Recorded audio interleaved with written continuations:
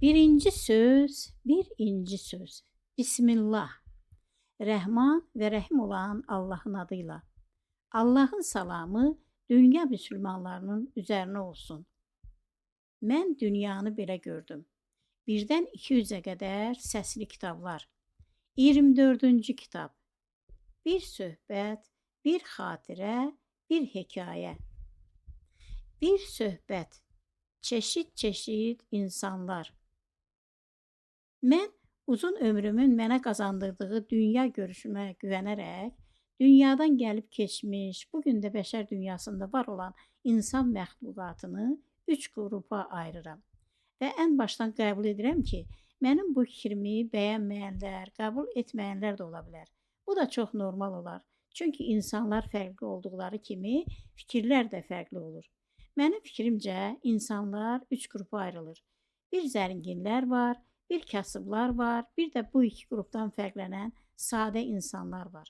Mən yüzüllər ərzində dünya həyatında yaşananlara, özümün də illər uzunu şahid olduğum həyat nümunələrini əsaslanaraq, öz fikirlərimi formalaşmış bir tezis üzərindən təhlil eləməyə çalışıram.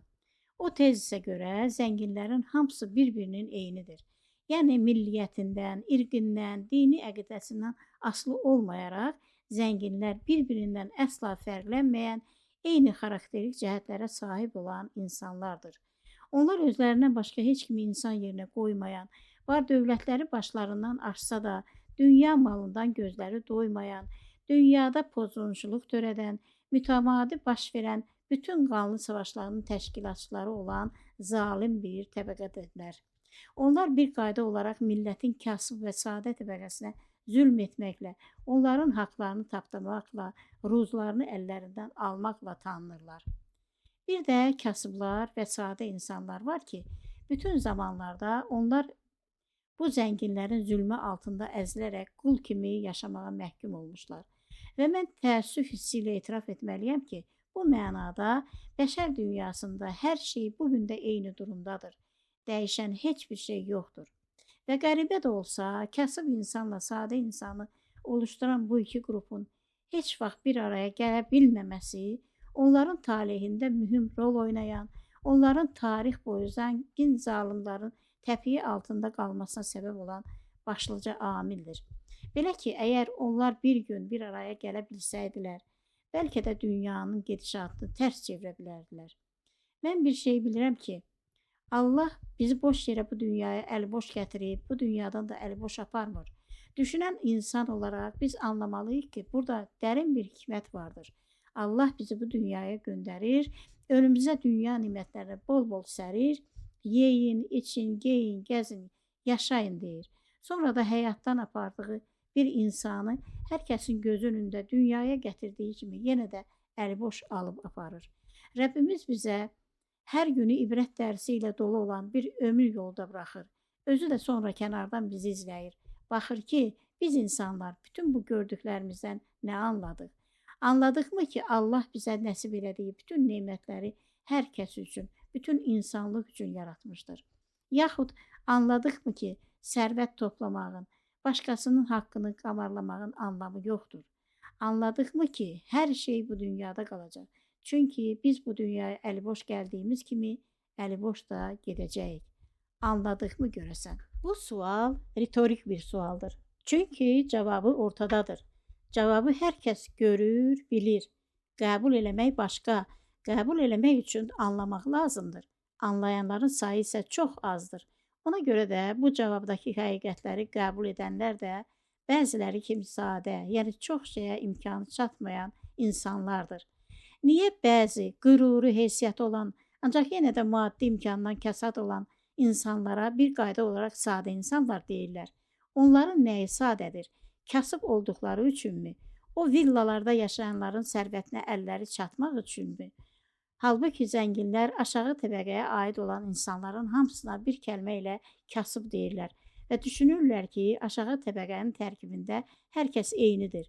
Belə bir təbəqənin daxili dünyası ola bilməz. Olsa da orada aclıqdan xilas olmaq kimi bəsit bir arzudan başqa heç nə ola bilməz. Halbuki o ehtiyac içində yaşayanların daxili dünyaları bir-birindən çox fərqlidir. Onlardan birinci qrup kasıb insanlardır ki, fikri zikri nə yolla olursa olsun qida əldə eləmək, ailəsini doyurmaqdır. İkinci qrup isə sadə insandır ki, bu kasıbçılığın səbəbini araşdıran, bu səbəbi aradan qaldırmanın yollarını axtaran fərqli bir qrupdur. Baxaq görək kasıb insan olmaqla sadə insan olmanın fərqi varmı? Varsa nədir? Mən bir qayda olaraq yaşam şərtlərinə görə kənardan eyni durumda kimi görünən, ancaq daxili aləmlərində bir-birindən çox fərqlənən kasıb və sadə insanların mövqeyini onların insani dəyərləri üzərindən təhlil edirəm. Məncə, kasıb insan olmaqla sadə insan olmaq arasında mənaca böyük bir fərq vardır ki, məhz bu fərq üzündəndir ki, bu iki qrup əsrlər boyu nə birləşə bilir, nə də onları əzib sərvətlərini soğub-soğuran varlı təbəqəni başlarından ata bilirlər. Məncə bu baxımdan bu mövzunu araşdırmağa dəyər. İndi mən bu suala özüm anladığım kimi cavab verməyə çalışım, gerisini dinləyənlər düşünsün. Sadə insan və kasıb insan ilk baxışdan, yəni yaşam tərzi baxımından çox bənzəyirlər. Onlar hər zaman həyatın ən aşağı pillələrində yer alırlar, ehtiyac içində yaşayırlar. Onlar məhdudiyyət içindədirlər. Normal yaşamaq üçün çatışmayan çox şeyləri var. Əslində sadə insanlarda, kasıb insanlarda daima haqq-ədalət axtarışı içindədirlər. Çünki ehtiyac içində yaşamaq bir zülmdür. Bu zülmə son qoymaq üçün bu iki qrup bacardıqları kimi üsyan edirlər, çəkdikləri haqsızlıqlara etirazlarını da hərdən bildirirlər. Sadə insan halal bir şey tapanda onu yeyir, qarnı da doyur, gözü də. Ancaq kasıb insan acanda əlinə düşəni yeyir, qarnı doyursa da gözü doymur. Gözünü imkanı çatmayan şeylərdən yığa bilmir. Əlbəttə ki, sadə insanların da, kasıb insanların da bolluq içində məsud bəxtiyar yaşamaq kimi bir haqqı vardır. Ancaq onlar çox zaman bu arzunun xəyalını qura bilirlər və daha çox dua edir, bu arzuya çatmaq üçün niyyət edirlər. Tam da burada sadə insanla kasıb insanın yolları ayrılır. O yol ayrıcı, eyni cür əzab-əziyyət içində ömür sürən iki qrup insanın niyyətindən başlayır.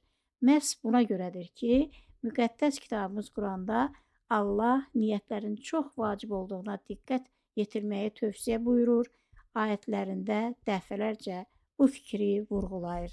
Kasıb insan gecəsini gündüzünü dualarda keçirdir, Allahdan bircə fürsət istəyir. Elə bir fürsət ki, onu da böyük bir sərvət sahibi eləsin, o da bütün dünyanın milyonçu qoçularından intiqamını ala bilsin. Onları iflasa uğratsın, bütün mallarını, mülklərini əllərindən alsın, yer üzündə ədaləti bərpa eləsin. Onun arzuladığı ədalət hamının, bundan əvvəl hədsiz imkan sahibi olan varlılar bir yana qalsın, hətta bütün kasıbların da kasıbçılığa uğraması, cəmiyyətdə ancaq bir tək onun mal, mülk sahibi, söz sahibi, hökm sahibi olmasından ibarət olmalıdır. Bu bir niyyət. Sadə insanda ədalətli bir cəmiyyətin qurulması üçün insanların ehtiyacdan, zülm altında əzilməkdən qurtulmasına dair dualar edir. Onun da niyyəti dünyada ədalətin bərpa olunması, insanların zülmünə son verilməsindən ibarətdir. Sadə insanla kasıb insanın niyyətlərindəki tək fərq, kasıb kişinin bir tək özü üçün ədalət istəməsi, sadə insanın isə bütün insanlıq üçün ədalət istəməsi qədər bir-birindən çox uzaqda qalan iki fərqli, iki müxtəlif niyyətlərdir. Biri Allaha yalvararaq bütün varlı təbəqənin yerlə yeksan olmasını istərkən, hər şeyin ən gözəlini, ən çoxunu, ən qiymətlisini bir tək özü üçün istəyir. Digəri isə Allaha yalvararaq bütün varlı təbəqənin yerlə yeksan olmasını istərkən, hər şeyin ən gözəlini, ən çoxunu, ən qiymətlisini hər kəs üçün istəyir. Bu da başqa bir niyyət. Kasıb insan ətrafında özündən başqa bir nəfər də olsun varlı insan görmək istəmədiyi halda, sadə insan ətrafında bir nəfər də olsun kasıb insan görmək istəmir. Niyyətlərin fərqi bu qədər bir-birindən uzaqkən, sadə insanla kasıb insan da bir-birinə zid niyyətləri ilə başqa-başqa millətlər qədər bir-birindən uzaqdırlar. Diktatoranın hökm sürdüyü ölkələrdə varlı təbəqənin uzun ömürlü olmasının, bəzən əsrlərlə öz xalqına zülm etməsinin kökündə Həmin o, yaşam tərzi ilə bir-birinə çox bənzəyən iki qrup məzlum, imkansız təbəqənin təkcə niyyətlərinin bu qədər fərqli olmasıdır. Fərqli niyyətlər onların bir araya gəlməsinə əngəl olur, onları bir amal uğrunda birləşməyə, bir güc olmağa qoymur. Burada çox önəmli bir məqamı da qeyd etmək vacibdir. Amallar eyni deyil. Mən bir mömin insan kimi onu da bilirəm ki, Subhanallah, hər kəsin nəsibini verərkən onların niyyətlərini nəzərə alır. Bu yerdə kimin niyyəti düz, kimin niyyəti məkirlidir, özünüz düşünün. Aydın məsələdir ki, niyyətlər gizlidir. Ona görə ki, kimin nə düşündüyünü, kimin nə niyyətə qulluq etdiyini biz bilə bilmərik. Bunu ancaq Allah görür, Allah bilir. Lakin bir şey var ki, diqqət edəndə günümüzdə kasıb insanla sadə insanı bir-birindən ayıran cəhətləri seçmək də mümkündür. Onların hər birinə ayrıca bir xarakterik təsvir verməyə çalışacağam. Kimsə özünü bu təsvirlərdən birində görərsə, öz daxili aləminə, öz niyyətinə düzgün qiymət vermək artıq onun öz qərarına qalacaq. Kasıb insanda hər şeydən biraz var. O yeri gələndə işi keçən, özünün də nifrət elədiyi yüksək məqam sahibinə yaltaqlıq edər, saxtakarlıqdan da qalmaz, işinin xatirinə, düşmənə dayı da deyər. Kasıb insan yalvarmaqdan, alçalmaqdan utanmaz, aldatmaqdan çəkinməz. O gördüyü ağ yalanlara da şahidlik edər, bununla başqalarına necə ağır bir zərbə olduğunu da düşünməz. Ürəyində də fikirləşər ki, eybi yoxdur, az qalıb. O gün gələr, o zaman mənim nəyə qadir olduğumu hər kəs də görər. Kasıb insan əslində bir çox insani dəyərlərdən də kasıbdır. O həm fikirlərini sata da bilər, məqsədinə ulaşmaq üçün çox çirkin işlərə əl ata da bilər. O kasıbdır və ancaq elə kasıb olduğuna görə hər cür əməli etmək də özünü haqlı bilir. Onun üçün bütün bu dünya haqsız, bir tək o haqlıdır. Kasıb insanın dostları çoxdur, çünki dünyamız bu tip insanlarla doludur. Sadə insanda başqa bir xarakter var. O heç kimə boyun əyməz, sözün düzünü deməkdən çəkinməz, başına nə işlər gəlsə də dediyindən dönməz. Sadə insan heç kimə əyilməz, dərdini, ehtiyacını hər gələnə açmaz, özünü tox tutar, dərdini içində çəkər. Sadə insan yalanı boyun əyməz, ürəyindən olmayan mövzuda özünü ortaya atıb saxtakarlıq eləməz, ən azından susar. Sadə insan ikiyüzlülük eləməz, həm ona, həm buna yarınmağa çalışmaz. Bəlkə sadə insan da dərdlərə qərq olmuş durumdadır. Onun üçün də bu dünya haqsız dünyadır. Çünki zalimin zülmü ərşə dirənmiş, məzlumun ahı göylərə qalxmışdır. Üstəlik sadə insanın dostu da azdır. Çünki dünyamızda əzəldən də belə insanlar çox az idi. İndi də onların sayı get-gedə biraz da azalır. Bu iki qrupun arasından keçən ən önəmli fərqli cizgi, onlardan bir qrupun öz keyfinə bir həyatla, ömürlərinə davam etmələri, digər qrupun Allahın yolunu seçmələri, imanla yaşamaları, bununla da Allahdan özlərinə dost tutmalarıdır. Kasıb insan öz kasıblığını bəhanə edərək nə qədər Allahdan qaçır, nə qədər günah dolu yollara başvurursa, sadə insan çəkdiyi məşəqqətlərdən güc alaraq bir o qədər Allaha yaxınlaşır. Sadə insan inanır ki, Allah onun nəsibini o biri dünyaya, axirət yurdu Darüssalama saxlamışdır. Nəsibinin bir cənnət yurdu olması üçün sadə insan iman yolunu tutub gedir. Allahın vədinin gerçək olması üçün əzablı yollara düşür, var gücü ilə İslam üzrə yaşamağa qeyrət edir. O inanır ki, Allah onun zəhmətini boşa çıxartmayacaqdır. Allahu aləm, son. Bir xatirə. Ata evi cənnət olar. O evimizi rəhmətlik atam özü tikdirmişdi deyə şəhərin heç bir proyektinə uymayan bir-birinə pişik samastroykalardan seçilirdi. Atam bu evi rayon yerlərində geniş yayılmış, arxada ayrı-ayrı yataq otaqları, öndə isə bu yataq otaqlarının çıxdığı uzun şüşəbənd üslubunda tikdirmişdi. Yataq otaqlarının biri biz qızlara, biri qardaşlarıma, biri də atamla anama aid idi. Bu inşaat görünür atamın o vaxtki maddi durumuna görə çox pul aparılmış ki, bundan genişinə gücü yetməmişdi. Odur ki, otaqlar kiçik-kiçik, şüşəbənd də ona görə idi. Adı üstündə şüşəbənd, əslində elə böyük-böyük lay şüşələrdən ibarət pəncərələr idi. Bu pəncərələr qış aylarında istini büsbütün çəkib aparsa da, Əvəzində bütün il boyu şüşəbəndimiz evimizin ən işıqlı güşəsi olurdu. Şüşəbəndimiz bugün hər evdə mütləq olması lazım gələn, bəzi yerlərdə salon, bəzi yerlərdə oturma otağı adlanan, axşamlar ailecə toplanıb oturduğumuz bir yer idi bizim üçün. Hər kəs də günün çoxunu burada oturmağı sevərdi. Bu şüşəbəndin mənim üçün xüsusi bir yeri var idi. Qınayın olmasaydı yatağımı bura gətirib həmişəlik burada yerləşərdim. Bunun da iki səbəbi var idi. Birincisi yataq otağında irili xırdalı yan-yana düzülmüş yataq əlindən tərpənməyə yer olmazdı. Mənsə genişliyi sevirdim. İkincisi də yataq otaqlarına gün az düşürdü. Çöldə yer göy, günəşin işığında od tutub yandığı halda bizim yataq otaqlarımız həmişə alaqaranlıq olurdu. Mən də nə qaranlığı sevirdim, nə də alaqaranlığı. Mən işığı sevirdim, gür işığı, günəşin bizə göndərdiyi bol-bol işığı sevirdim. Odur ki, məni harda axtarsaydılar, bu şüşəbənddə tapardılar. Bir də görürdüm ki, gecənin bir aləmi, yastığımı götürüb şüşəbəndə gəlirdim. Yuxumun davamını burada yatırdım ki, səhər açılanda günəşin işığını hiss edim, o işıq üzümdə oynayıb məni yuxudan oyatsın. Mən də doğan günəşi hamıdan əvvəl görüm. Günəşə məftunluğum bu qədər güclü idi. O qədər ki, bir ara hətta fikirləşirdim ki, kəşki mənim adımı ya günəş qoyardılar, ya da günə baxan. Yayda rəhmətlik anamın dediyi kimi göydən od ələnəndə hamı öz yataq otağına çəkilər, üstəlik hələ o alaqaranlıqda da pərdələri də çəkərdilər ki, gün işığı içəri yol tapmasın. Beləliklə də sərinlik olsun. Bəlkə də bu yolda doğrudan da sərinlik əmələ gəlirdi. Ancaq bu sərinlikdə mənim ürəyim partlaya bilərdi. Belə vaxtlarda mən şüşəbəndə qaçırdım. Orada məni pəncərədən içəri vuran günəş şüalarının altında naxışları ilə parlaq görünüb, göz oxşayan əl xalçası kimi cənnət bir göyüşə gözləyirdi.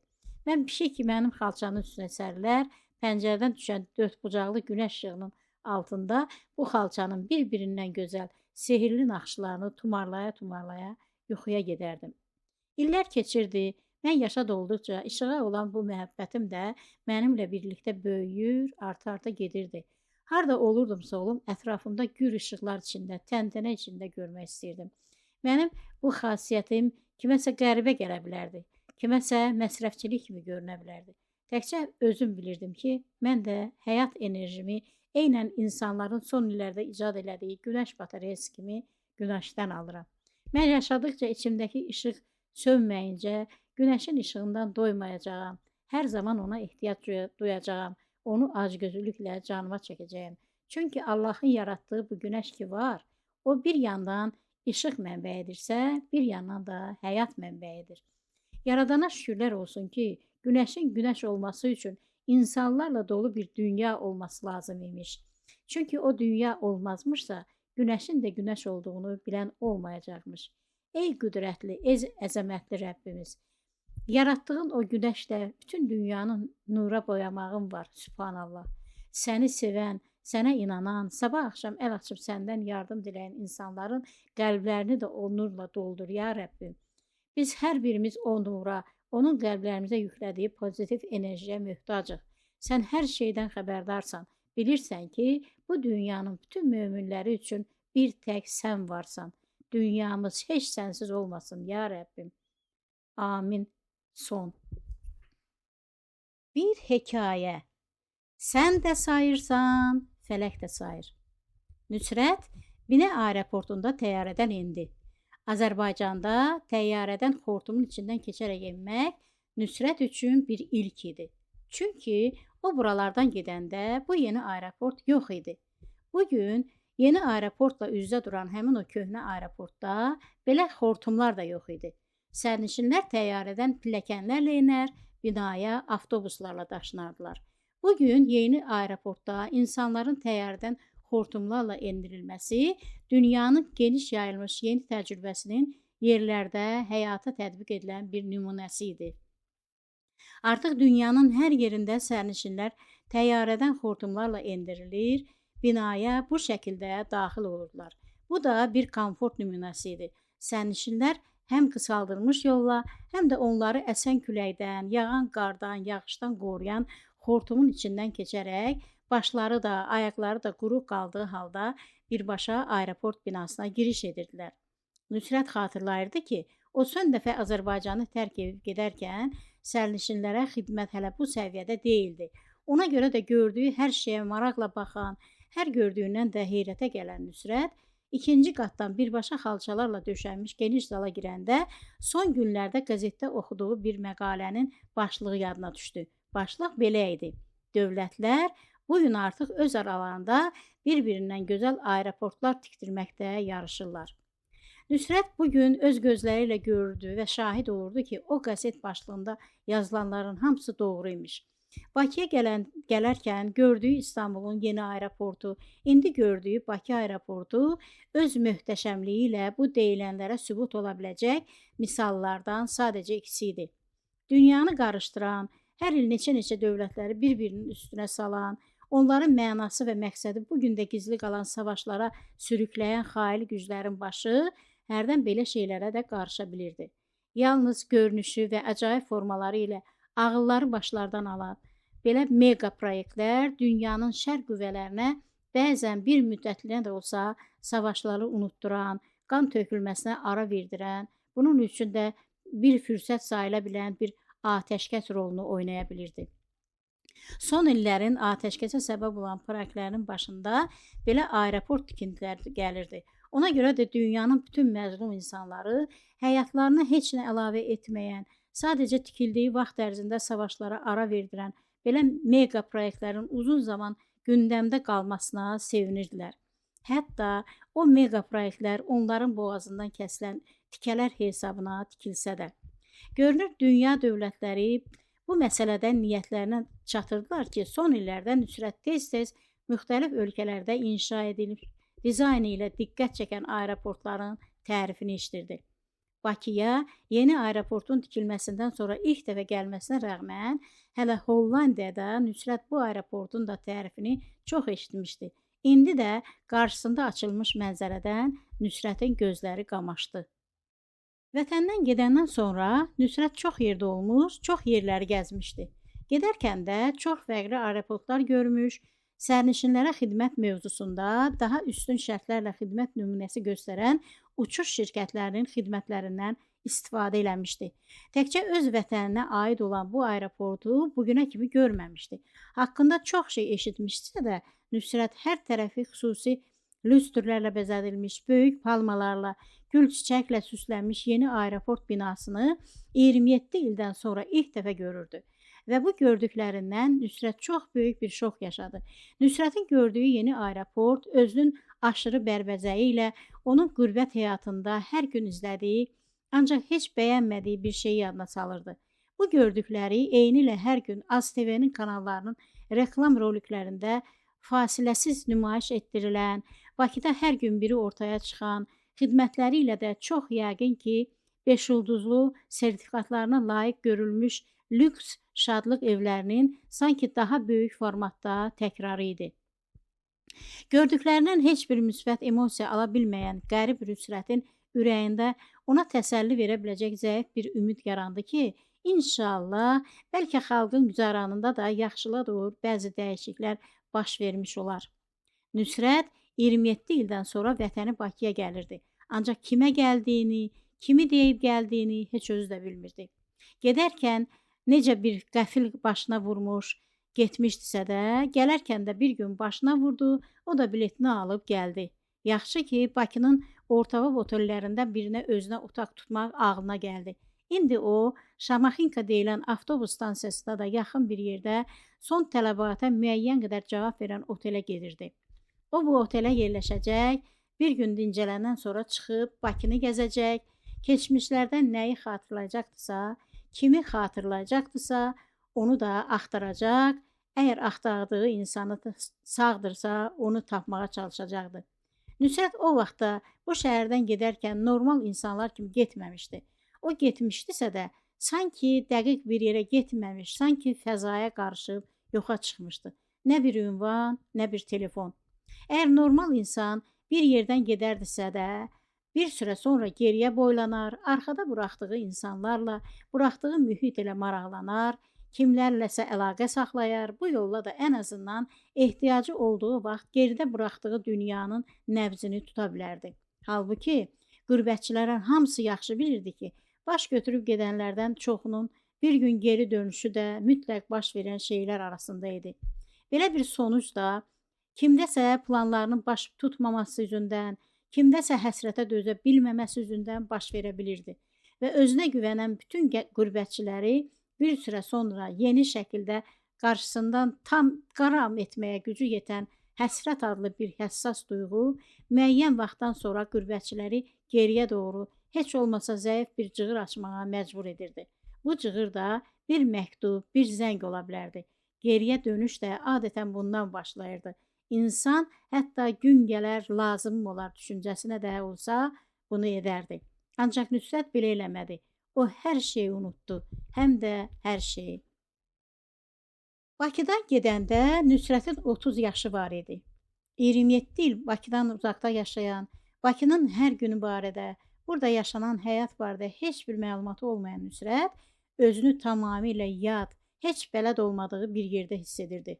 O qədər ki, yan böyründən keçən insanların da Azərbaycanca danışdığına şübhə elədi. İnsanlar sanki onun tanıdığı, bildiyi Azərbaycan dilindən fərqli bir dildə danışırlar. Nüsrət eşitdiklərindən ancaq bəzi kəlmələri tuta bilir, ondan qalan ana dilinə miks edilmiş sözlərdən heç nə anlaya bilmirdi. Nüsrət anlayırdı ki, eynilə Zaman Maşını filmindəki kimi o buradan bir zamanda getmiş, başqa bir zamanda geri gəlmişdi. Bütün fərqliliklər də bunun səbəbi idi. Beləcə, 57 yaşlı Nüsrət Bakıdan xatırladığı nə qədər yer vardısa hamısını gəzdi, heç yerdə gəncliyini keçirtdiyi, xatirələrində yaşatdığı o yerlərə rast gəlmədi. O yaxşı tanığı yerlərdə, yaxşı xatırladığı şeylərə nəinki rast gəlmədi, hətta heç izini tozunu da tapa bilmədi. Onun xatirələrində ilişib qalmış nə vardısa, hamısı sökülüb, yox edilmiş, yerində əcaib, qəraib tikillər tikilmişdi. Nüsrət son olaraq Yasamalda yerləşən, ona da çox doğma olan Dağlı məhləsini gəzib dolaşdı. Bakının ən qədim məhləsi olan Dağlı məhləsi yerində idisə də, onun hələ də sökülməməsinin qarşısını alan səbəb çox yəqin ki, bu məhlədə hələ də hər gecə daha bir neçə daxma tipli ev sayının artması olmalı idi. Nüsrət Dağlı məhləsinin keçmiş şəklini sakini kimi son olaraq həmin o iç-içə tikilməkdən daha da darısqal dalanlar halına gəlmiş Dağlı məhləsini gəzdi. Orada köhnə məhlənin, öz evlərinin izini aradı, ancaq tapa bilmədi. Kör peşman otelə qayıtdı. Yatağa uzanıb, keçmişlərdə tanıdıqlarından kimisə xatırlamağa çalışdı. Birdən sinif yoldaşı, üstəlik son günə qədər sirdaşı olan Xəyyamı xatırladı. Xəyyam, Xəyyam, Xəyyam. Nüsrət təlaş içində bir qəfil qalxıb oturdu. Niyə bu günə qədər bir dəfə də olsun Xəyyamı xatırlamamışdı? Nə qəribə şeydi bu başına gələn? İnsan da 11 il eyni sinifdə oxuduğu, daha 15 il yoldaşlıq elədiyi dostunu, həm də ən yaxın dostunu belə izsiz tozsuz unuda bilərdimi? Nüsrət nə özü bu suala cavab tapa bilirdi, nə də yanında bu suala cavab verə biləcək biri var idi. Çarə qalırdı Xəyyamın telefon nömrəsini xatırlamağa. Bu niyyətlə o çox çalışdı, yaddaşını çox zorladı, ancaq heç nəyə xatırlaya bilmədi. Zarafat deyil, aradan 27 il keçmişdi və bu 27 il ərzində Nüsrət o nömrədən bir dəfə də olsun istifadə eləməmişdi. Elə bunu fikirləşirdi ki, Nüsrət öz fikirlərindən özü də diksindi. Axı bu necə ola bilər? İndicə yadına düşən şeylər bəs bayaqdan harda idi? Bu illər ərzində harda qalmışdı? Onun öz keçmişi, yaddaşının hansı güşəsində gizlənmişdi ki, Nüsrət bugünə kimi indicə xatırladığı, gözünün önündə canlanan o şeylərin heç birini bir dəfə də olsun yada salmamışdı. Bu necə ola bilərdi? Bu da bir xəstəlik növü idi yoxsa? Gedərkən yaddaşın büsbütün silinməsi, bura gəldi deyə yaddaşın yenidən bərpa olunması kimi yeni bir xəstəlik növüdür yoxsa? Belə bir xəstəlik var idimi görəsən? Nə desən olmaz ki? Bugün nələr olurdu, nələr eşidirdik. Nüsrət düşünməkdən, özü ilə sual-cavab aparmaqdan yoruldu. Adətən insanlarda təslimiyyət jesti kimi qəbul edən şəkildə qollarını yana açmağı ilə arxası üstə yatağa sərildi. Gözlərini yumdu. Bir də ayıldı ki, ən azı 3 saat yatıbmış. Oyanmağı ilə sanki beynində bir işıq yandı. Xəyyamın telefon nömrəsi açıq aydın gözünün önündə dururdu. O tez nömrəni telefonuna qeyd elədi ki, birdən yenə unutsa, telefonundan götürə bilsin. Növbəti təlaş o nömrənin hələ də aktiv olub-olmaması ilə əlaqəli idi. Bakıda telefon nömrəsi tez-tez dəyişmək adi bir hal idi o vaxtlar. Kimisi kefindən, kimisi borc niyəsindən gizlənmək üçün, kimisi alimentdən qaçmaq üçün tez-tez telefon nömrəsini dəyişirdi. Doğrudur, Nüsrətin tanıdığı Xəyyamın belə işləri olmamışdı idi. Ancaq yenə də dua eləmək lazım idi ki, o nömrə açıq olsun, həm də Xəyyama aid olsun. Nüsrət özünü çox yorğun, çox gücsüz hiss edirdi. Yadına düşdü ki, səhərdən heç nə yeməyib. Aşağı restorana indi. Menyuda nə vardısa hamısından aldı. Yediyini yedi, yeyə bilmədiyini masada buraxıb nömrəyə geri döndü. İndi əsas məsələ Xəyyama zəng vurmaq idi. Nüsrət Allaha inanırdısa da, onu da qəbul edirdi ki, o Yaradanın qarşısında heç bir əməli xidməti olmayan əliboş müsəlmanlardan idi. Halbuki yaşadığı Hollandiyada onu tanıdığı, ibadətlərinə özü şahid olduğu neçə-neçə iman sahibi Azərbaycanlılar da var idi. Onların Nüsrətlə birlikdə mövsüm işlərində alma topladıkları vaxtlar vardı ki, Nüsrət hər iş günü ərzində 5 dəfə bu insanların alma bağında yaşıl çəmənin üstünə səccadə salıb birlikdə namaz qıldıqlarına özü şahid olmuşdu. Onlar Nüsrəti də imana, ibadətə çağırırdılar. Ancaq Nüsrət daş heykəl kimi gördüklərini sakitcə izləyir, sonra dönüb gedirdi. İndi də heç ödü də bilmirdi ki, nə üzlə Allahı köməyə çağıracaqdı. Ancaq yenə də çağırmağa məcbur qaldığı üçün, üstəlik çağırmağa da başqa heç kimin olmadığını yaxşı bildiyi üçün Nüsrət Allahı köməyə çağırmağa qərar verdi. Ay Allah, özün görürsən. Gerisini gətirə bilmədi. Çünki nə Allaha necə müraciət olunduğunu bilirdi, nə də dua eləməyi bacarırdı. Biraz da beləcə oturandan sonra Bismillah demək yadına düşdü. Bismillah deyib nömrəni yığdı. Telefon sanki yaşlı idi, yorğun idi. Arada titrəyə-titrəyə, üşüyə-üşüyə bir-iki dəfə səsi verdi. O vaxt ərzində Nüsrət hiss elədi ki, ürəyi qulaqlarında vurur. Nəhayət bir şaqqıltı, bir taqqıltı səsindən sonra yaşlı bir adam səsi soruşdu. Kimdir? Nüsrət bu səsi tanıya bilmədi, ancaq fürsəti də qaçırmaq istəmədi. Xəyyamın telefonudur. Həri, kimdir? Xəyyamla danışa bilərəm. Xəyyamdır. Kimdir axı? Nüsrətin boğazı qovuşdu. Gözlərindən yaş vurub çıxdı. Səsi də dəyişdi. Ancaq yenə də özünə ələ ala bildi. Alə mənəm də Nüsrət. Hansı Nüsrət? Neçə Nüsrət tanıyırsan? Var bir neçəsi. Ancaq sən onlardan ən yaşlısı, ən əclafı olmalısan. Düz tapmışam. Düz tapmısan. Mən o Nüsrətəm. Nüsrətlərin ən əclafı. Boynumu aldığımı bəyəndim. Onda bəlkə görüşək. Adresi yaz. Nüsrət tez bloknotu çıxardıb Kürdəxanda yerləşən bağ evinin ünvanını qeyd elədi. Haçan gəlsəm yaxşıdır. Sən əclafsan, yenə qaçarsan. Ona görə də min taksiyə gəl. Nüsrət Xəyyamın dediyi kimi elədi. Bir taksi tutdu, Xəyyamın verdiyi adresə gəldi. Artıq deyilən ünvana çatırdılar. Nüsrət təkrar əlindəki adresə baxırdı ki, taksi şoförü dedi. Day, o de, ağsaqqal səni gözləyir. Nüsrət başını qaldırıb irəli baxdı. Saç şaqqalı qaq kimi ağarmış, arıq, uzun bir kişi darvazanın qarşısında dayanıb onlara baxırdı. Nüsrət öz-özü ilə danışırmış kimi yavaşca dedi. Vay, alə bu nə gündədir. Biz eyni yaşda deyil miydik? Şofer məsələni anlamadı. Dedi, yox, day, odur, səni gözləyir. Nüsrət taksidən endi. Yavaş-yavaş özünü Xəyyam kimi qələmə verən, ancaq heç cür Xəyyama bənzəməyən adama yaxınlaşdı. Lap yaxına gələndən sonra onu sadəcə gözlərindən tanıdı. Bu doğrudan da Xəyyam idi. Nüsrət cəld Xəyyamı qucaqladı, onun bədənini qolları arasına alıb bərk-bərk sıxdı. Sonra geri durub bir də yenidən onu süzdü. Qardaşım, qar yağmaqdırsa bizim başımıza niyə yağmadı? Hə, orasını sən bilməzsən. Allah dağına baxar, qarını yağdırar. Onlar zarafatlaşa evə girdilər.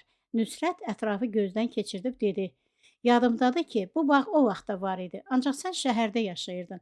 Necə oldu ki, bura yerləşdin? Yoxsa mövsümlük gəlmisən? Yox, bir dəfəlik yerləşmişəm. Oğlumu evləndirdim, evi onlara verdim. Özüm bura köçdüm. Sən də bilirsən, bizdə ev məsələsi hər zaman problem olub da. Cavanlara da rahat yaşamaq lazımdır. Nüsrət biraz da ətrafı nəzərdən keçirtdi, üzünü Xəyyama tutub dedi: "Burada təksən?" "Təkəm. Yoldaşım rəhmətə gedib." "Allah rəhmət eləsin. Bu yaşda xəstə idi." "Ölüm yaşa baxmır ki." "Hə, xəstə idi." Nüsrət diqqətlə Xəyyamı süzdü. "Danış, danış. Daha nə var, nə yox? Kimi görürsən, kimlə əlaqə saxlayırsan? Əsl sən kimi görməyə gəlmisən, kimi axtarırsan?" Nüsrət biraz tutuldu. "Niyə elə dedin?" "Əclafsan, ona görə dedim. Getdin, bir dönüb arxana baxmadın ki, getməklə kimə nə elədin?" "Xəyyam, niyə elə deyirsən? Bax, xətrimə dəyirsən ha. Düzdür, mən getdim. Ancaq gedərkən arxamda borc buraxmadım. Mənə möhtac olan bir insan qoymadım. Özün bilirsən, atam çoxdan ölmüşdü, anam da rəhmətə getdi. Mənim kimə nə borcum vardı ki, dərdini də çəkəydim? Bir tək özüm idim. Hər şeydən bezdim, baş götürüb getdim də." "Bəs Humay?" "Humay?" "Hə, Humay. Nə olub ki Humaya? Yadında deyil? Nə? Sən Humayı öldürüb getdin." "Nə? Humay ölüb? Ola bilməz. Bu nə vaxt oldu? Necə oldu? Axı mən gedəndə o sağ idi." "Sən onu öldürdün, bastırmadan da ortalıqda qoyub getdin. Çünki əclafsan." Nüsrət Xəyyamın dediklərindən heç nə anlaya bilmir, bir yandan Humayın ölümünə inana bilmir, bir yandan da Xəyyamın dediklərini qəbul edə bilmirdi. "Sənin başın xarab olub? Mən niyə Humayı öldürməli idim ki? Sən bilmirsən mən onu necə sevirdim?" "Sevirdin? O zaman niyə öldürdün onu?" "Xəyyam, cəfəngiyat danışma. Özünü ələ al. Nə oldu Humaya? Niyə öldü? Adam kimi danış." "İndi belə oldu. İndi sənin adam kimi rəftara ehtiyacın var. Neynək? Qoy sən deyən olsun. 30 illik o saxta dostluğumuzun xatirinə hər şeyi sənə adam kimi danışacağam. Ancaq bir şərtlə. Eşitdin? Tək bir şərtlə. Mən sənə hər şeyi adam kimi danışacağam. Ancaq sən susacaqsan.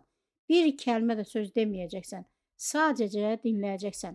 Sözümü kəssən, ya da Humayun haqqında artıq əski bir söz desən, səni buradaca öldürəcəyəm. Küçəmizdən 2 tön o tərəfdə Kürdəxanı həbsxanasıdır. Gedib orada yatacağam.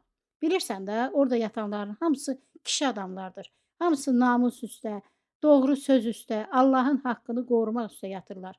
Bütün namuslu kişilər oradadır. Mən də gedib onların yanında ömrümü kişi kimi başa vuracağam.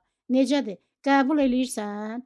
Nüsrət heç nə anlamasa da, nə danışığı ilə, nə də hərəkətləri, heç nə onun tanıdığı Xəyyama bənzəməyən, indiki halda özünü dəliyə vurmuş kimi bu adama daha da əsəbləşdirmək istəmədi. Zaten emosiyalar tavanda idi.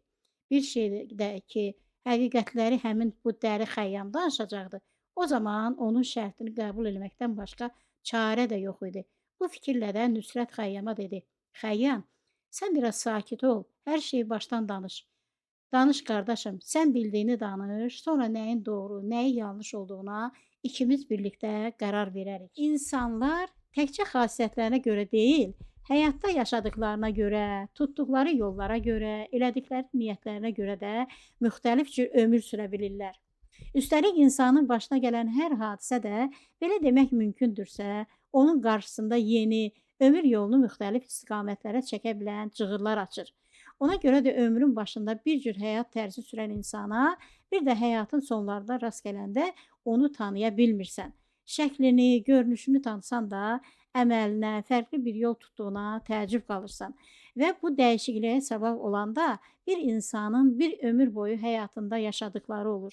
Ən böyük məsələlərdən tutmuş, əhəmiyyət verilməyən, gözdən qaçan, o yüzden də bəzən insanın özünün də fikir vermədiyi xırda məsələlərə kimi yaşanmış hər nə varsa, hamısı insan həyatında əhəmiyyətli rol oynaya bilir. Ömür yolunun axarını dəyişə bilir, o yolu müxtəlif istiqamətlərə yönəldə bilir. Ona görə də ömür yolunu bir düz xətt üzrə gedən yol kimi təsəvvür eləmək doğru olmaz. Ömür yolu enişli yoxuşlu olur. Döngələrdən, dalanlardan keçir. İşıqlı günləri də olur, qaranlıqdan keçən zamanları da olur. Bu yüzden də əgər bir gün biz ömür yolunu şərti olaraq çizməyə qalxsaq, o çizgi kəskin qalxışlı, kəskin enişli bir ziqzaq şəklində alacaq ki, bu da bizim ömür yolu haqqındakı düşüncələrimizi mümkün olduğu qədər daha doğru əks etdirə biləcək. İnsan var ki, başına bir qəza o qədər gəlir, el dilində ona qaziyə də deyirlər. O qaziyyədən həmin insan elə şok keçirdir ki, bayaqdan həyatında zərərli nələr vardısa, hamısını tərk edir. Çünki ağlı başına gəlir. Yəni əvvəldən özünü dəli kimi apararmış, heç nəyə ciddiyə almazmış, qudurğanlıq edər, heç kimi saya salmazmış. Ancaq elə ki o qaziyə baş verir, insan dərin bir şok keçirdir, nəticədə ayılır, özünə gəlir, həyatının hesabatını bir də gözdən keçirdir. Belə insanlar başlarına gələnlərdən sonra özlərini toplayırlar, daha düzgün, daha mənalı yaşamağa başlayırlar. Əvvəlki dağınıq hallarından əsər əlamət də qalmır. Hər işdə bir xeyir var deyimi daha çox belə yerdə düz çıxır. İnsanda var ki, əksinə başına bir qaziyə gəlir, bu qaziyyədən əvvəl necə normal bir insan kimi görünürdüsə, bu qaziyyədən sonra onun bütün eyibləri, xasiyyətindəki bütün əyri-əksiklər üzə çıxır. Belə insan ən qısa zaman içində olan olmaz ağlını da itirir. Özü də darmadağın olur. İndiyə qədər eləmədiyi şeylərə əl atır. Başına gələnlərlə bu şəkildə üsyan edir. Zəif xarakterli olduğu üçün hər kəsə qarşı kin saxlayır. Hər kəslə bütün bağlarını qopardır. Beləsi hərəkətini kontrol edə bilmədiyindən bugünə qədər düzüb qoşduğu, səhmana saldığı nə varsa hamısını vurub dağıdır. Sahib olduğu hər şeyi ən qısa zaman içində itirir. Özü də tərk olub gedir. Anası rəhmətə gedəndən sonra Nüsrət eyni ilə ikinci misaldakı kimi hərəkət elədi. Görünür, zəif xarakterliymiş ki, çox ağır stres keçirtdi. Nəticədə anasının vaxtsız ölümünə üsyan edərək hər şeyi qırıb tökdü. Daha sonra biraz sakitləşdirsə də, Nüsrətin növbəti addımı hamıdan gizlənərək evinə qapanmaq oldu. Nüsrət evinə çəkildi, qapısına gələnləri də qapıdan qovdu, heç kimlə görüşmək istəmədi. Bir tək Humay onun evinə də yol tapa bilirdi, ürəyinə də. Görünür, Nüsrət bir tək Humayı incitmək, onu ağır söz demək istəmirdi ki, onu evinə də buraxırdı, onun əlindən az da olsa yemək də yeyirdi. Nüsrət Humay sevdiyini deyəndə doğru deyirdi. Onlar uşaqlıqdan bir-birini sevmişdilər. Həm qonşu olmaq, həm də bir sinifdə oxumaq onları illər keçdikcə daha da yaxınlaşdırmışdı. O zaman kənardan baxanlar bu iki gəncin arasında bir şey olduğundan xəbərdar idilər ya yox, ancaq onların sevgisindən bütün məktəb xəbərdar idi. Məktəb yoldaşlarına görə bu sevdada məsələ artıq evliliyə doğru gedirdi. Sadəcə zamanı gözləmək lazım idi. Bir gün gəldi ki, onların üçünün oxuduğu sinif də məktəbi bitirdi. Oxuyan oxudu, çalışan çalışdı, evlənən evləndi. Ancaq necə şey idisə, bayaqdan dilləri dastan olan sevgiyə rağmen nə Nüsrət evliliyə can atdı, nə də Humay onu bu işə məcbur elədi. Hər şey məktəb illərindəki kimi idi. Kənardan baxılanda sanki sevgidən çox dostluğa bənzəyən bir şey var idi onların arasında və bu his onları nə ayrılıb getməyə, nə də bundan artıq yaxınlaşmağa qoymurdu. Qəribə bir ünsiyyət yaşanırdı aralarında. Artıq onların ikisi də 29 yaşına gəlmişdilər ki, bir gün Nüsrətin anası uzun sürən xəstəlikdən sonra rəhmətə getdi. Bu itki yetişkin hesab edilsə də, görünür hələ də uşaqlığını tərk edə bilməmiş Nüsrət üçün bir fəlakət oldu. O gündən Nüsrət dəliyə döndü. Olan qalan ağlını da itirdi. Hamını qapıdan qovdu. Onun evinə ancaq Humay gəlib gedirdi. O gah Nüsrətə yemək gətirirdi, gah da evini təmizləyirdi. Görünür, o aralarda da onların arasında bir yaxınlıq yaşanmışdı ki, gedəcəyi barədə heç kimə məlumat vermədən Nüsrətin geridə buraxıb getdiyi Humay sən demə 4 aylıq hamiləymiş. Nüsrəti tanıyanların heç biri, dostları, tanışları, qonşuları əvvəlcə onun bir qəfil baş alıb getməsinə, sonra da Humay kimi düzgün bir qızın Nüsrətdən hamilə qalmasına uzun zaman inana bilmədilər. Xəyyam Nüsrətə alovlu Humayı sən öldürdün deyəndə məhz buna işarə edir. Bir gənc qızın iffətini kirlətdiyini, sonra da onu ortalıqda qoyub getdiyini nəzərdə tuturdu. Xəyyam olub keçənlərə soyuqqanlı münasibət göstərir, düzü düz, əyrini əyri hesabı ilə ələ alırdı ki, o zaman da 100 illik dostuna kəlmə başı əclaf deməkdə özünü haqlı bilirdi. Nüsrət gedəndən Humayın da hamilə olduğu aləmə bəlli olandan sonra Humayın həyatı cəhənnəm əzabına dönür. Atası onu bir həftə boyunca ölüncə döyür, sonra da evdən qovur. Humay bir müddət müəllimlərindən birinin evində qalır. Çox düşündükdən sonra bir gün oradan altı ağacda tək yaşayan, ata evində qarmış bibisinə zəng vurur, onu köməyə çağırır. Humay bibisindən sığınacaq istəyir. Dünya görmüş bir qadın olan bibisi qardaş qızının yad qapılarda qalmasına rəva görmür. Humayın çağrışına gəlir.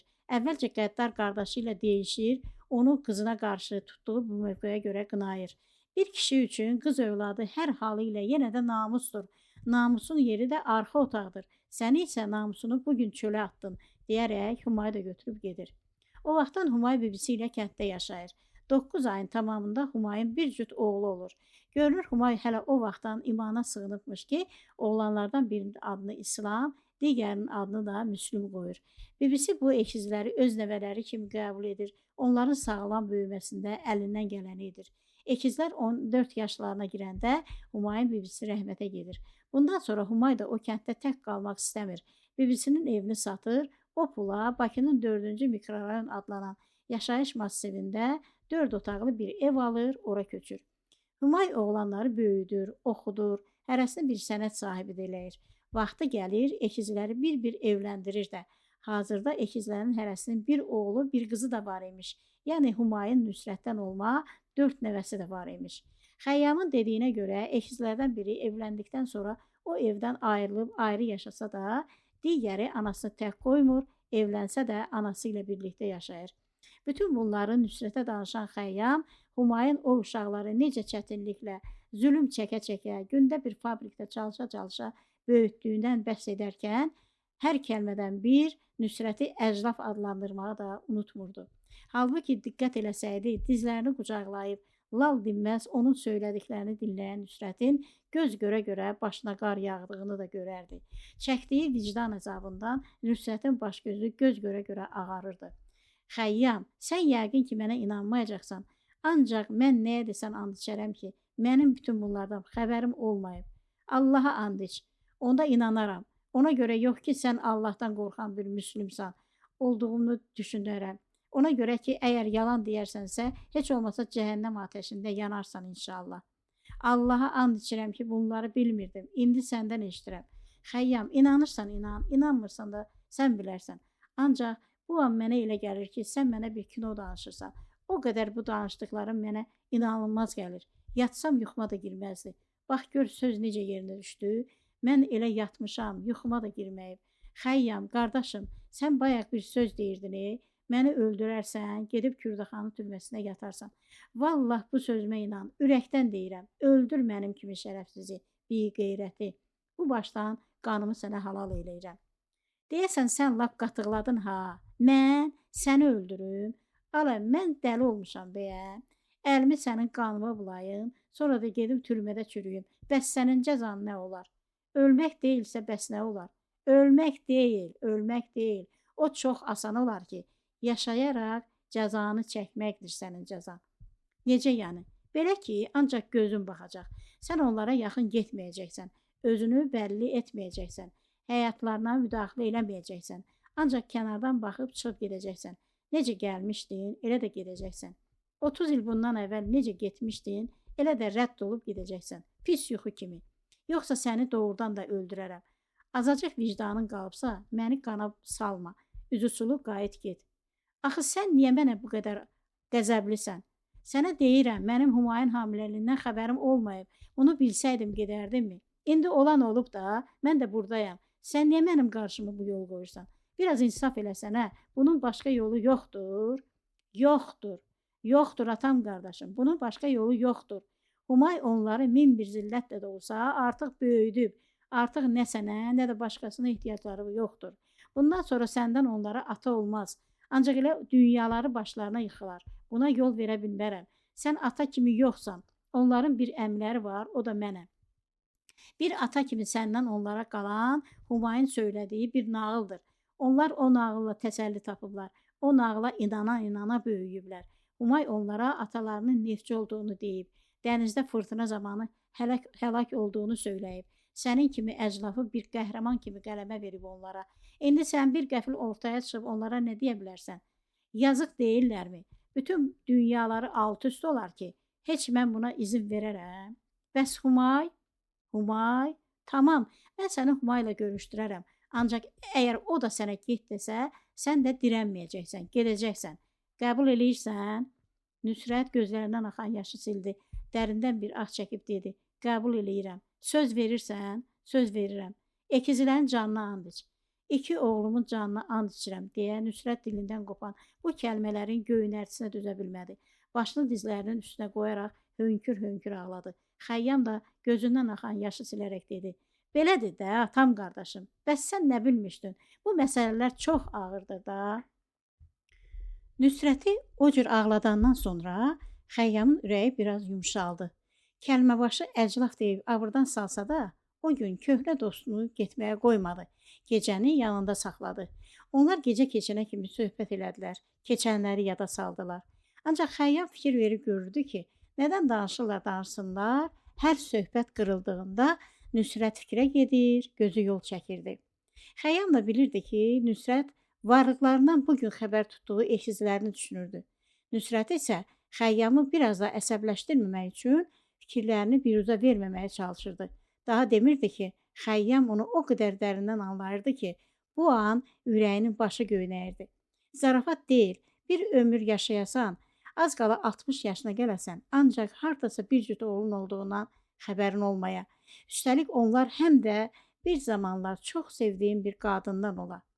O gün Xəyyamın ürəyi çox yumşaldı. O qədər ki, bir qəfil üzünü Nüsrətə tutub dedi. Oğullarını görmək istəyirsən? Nüsrətin rəngi qaçdı. Nə dedin? Deyirəm, ekizləri görmək istəyirsən? Sənə belə deyim də, görməsəm ölərəm. Ancaq bir şərtlə, sözünü tutacaqsan, yaxın getməyəcəksən. Nüsrət yenə kövrəldi. Göz yaşlarını tuta bilmədi. Boğula-boğula dedi. Heç olmasa uzaqdan görüm, doyunca baxım. Bunu mənə çox görmə. Yaxşı, onda gələn həftə bazar günü, Əlinin oğlunun toyunda. Əlini xatırlayırsan? Pota Əli, ay sağ ol, Pota Əli. O elə indi də potadır. Ancaq indi ona deputat Əli deyirlər. Deputatdır. Onun oğlunun toyuna hamımız çağırılmışıq. Humayda, ekizlərdə, səni də mən çağırıram. Orada görərsən inşallah. Nüsrət yaş dolu gözləri ilə məzlum-məzlum Xəyyama baxdı. İnşallah. Toy günü Pota Əli Nüsrəti görən kimi tanıdı. Çox sevindi, çox da soru-sual elədi. Nüsrət ona bir neçə kəlmə ilə öz barədə məlumat verdi. Pota Əli onun Humayın oğlanlarının atası olduğunu bilmirdi deyə bir problem çıxmadı. Sıra gəldi Humaya. Xəyyam onu xəbərdar eləmişdi. Düşündü ki, əgər Humay özü Nüsrəti görsə, tanısa, Xəyyam da cəld məsələni ona anladar. Yox, əgər Humay Nüsrəti görməsə, yaxud görsə də tanımasa, o zaman Xəyyam onunla bu mövzunu toydan sonra günlərin birində təhlil edər. Belə düşünürkən Xəyyam da bilirdi ki, bu məsələdə ən son qərarda, ən son söz də Humayın olacaqdı. Humay necə desə, nə desə, o da olacaqdı. Nüsrətin bəxti gətirdi ki, Humaygil ailəlikcə toya biraz gec gəldilər. Yəni onlar gələndə artıq zal ağzına kimi dolu idi. Ona görə də Humay başda olmaqla oğulları, gəlinləri, hətta 6-8 yaş arası 2 qız və 2 oğlan nəvəsi zala girəndə onlar ancaq yerlərinə keçmək hayında oldular. O sıxlıqda toyxanada kimin olub, kimin olmadığına diqqət edəcək durumda olmadılar. Halbuki Nüsrət əlindəki yaylıqla gözlərindən axan yaşı silə-silə onları bir-bir nəzərdən keçirdir, hər birinə istədiyi qədər, hətta çox diqqətlə baxa bilirdi. Üzlərində şəvə kimi səliqəli saqqalları olan 2 yaraşıqlı gənc irəlidə, 2 başı bağlı, ayaqlarının üzündən uzun əlbisə geymiş gənc qadınlar onlardan arxada, gəlinlərin ardınca gələn, gələ-gələ də nəvələrinə də diqqət edən eyli nicimli, başı bağlı, yaşlı qadın da ən sonda gəlirdi. Bu, Humay olmalı idi. Bugün Nüsrətlə heç bir əlaqəsi olmayan bu ailənin bir əqidə ətrafında İslami dəyərləri qəbul etmiş şəkildə yaşamaq kimi bir yol seçmələri Nüsrət üçün heç gözləmədiyi bir şey idi. Desəydilər, inanmazdı. Özü bugünkü halı ilə imandan uzaq idisə də, ondan bu qədər uzaq, eyni zamanda ona bu qədər doğma olan bu ailənin məhz iman sahibi olduqlarına o çox sevindi. Əslində Nüsrət də özünü müslümsə hesab edirdi. Ancaq özü də qəbul edirdi ki, o bir müslümdürsə də günahkar müslüm idi. Yəni cəzası birbaşa qəbirdən başlayacaq olan müslimlərdən idi. Nüsrət sevinirdi ki, nə Humayun, nə də övladları onun kimi günahkar müslimlər deyildilər. Belə görünürdü ki, onlar nə zamansa özləri haqqın yolunu tapmış, seçdikləri yoldaşlarını da imana görə seçmişdilər. Humayun gözəlliyinin yaşlanmış halını, onun nur üzlü, bir ağbirçək üzünə yaraşan təsəttürünü görən Nüsrətin sinəsi qürur hissi ilə doldu. Yaxşı ki, bu ailənin başında o yox, Humay dururdu deyə düşündü. Nüsrət bütün toy boyu gözünü bu ailədən çəkə bilmədi. Onların ailecə ağır oturub batman gəlmələrini, ortada yaşanan hər cür şitlikdən uzaq durmalarını, hətta körpə uşaqların da yerlərində ədəblə oturduqlarını görəndə Nüsrət bir tərəfdən buna çox sevindi, bir tərəfdən də irəlidə onlara yaxın dura biləcəkmi fikri onu dərin bir ümidsizliyə uğratdı. Bu qadın, bu övladlar zamanında o boyda günahı işləmək, üstəlik bugün bu yaşında da dindən imandan xəbəri olmayan bir atanı bağışlayarlardımı? Onu yaxına buraxarlardımı? Kimə lazım idi belə ata? Nüsrət öz fikirlərindən özü də qorxdu. Bu yerdə Xəyyamın dediklərini xatırladı. Özü də qəbul elədi ki, hələlik onlara yaxın getmək doğru olmaz. Biraz gözləmək lazımdır. Toydan bir neçə gün keçmişdi ki, Xəyyam Nüsrəti yenə də bağa çağırdı. Gəl oturaq dərdləşək dedi. Nüsrət bu çağırışa uça-uça getdi. Ona qalsa, burada olduğu sürəcə ilə Xəyyamın yanında keçirdərdi. Çünki Xəyyamın onun ailəsi barədə dedikləri Nüsrətin bundan sonra eşitmək istədiyi yeganə mövzu idi. Onu bu dünyada daha heç nə maraqlandırmırdı. Lakin Xəyyamın ona yad gələn ağır xasiyyəti, acı dili onu bu fikirdən çəkindirirdi.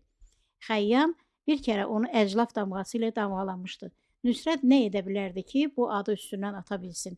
Hansı əməl bu ləkəni onun üzərindən silə bilərdi ki, Xəyyam öz ağılı ilə Nüsrətə nəinki onlarla görüşüb danışmağa, hətta onlara yaxın durmağa belə izin vermirdi.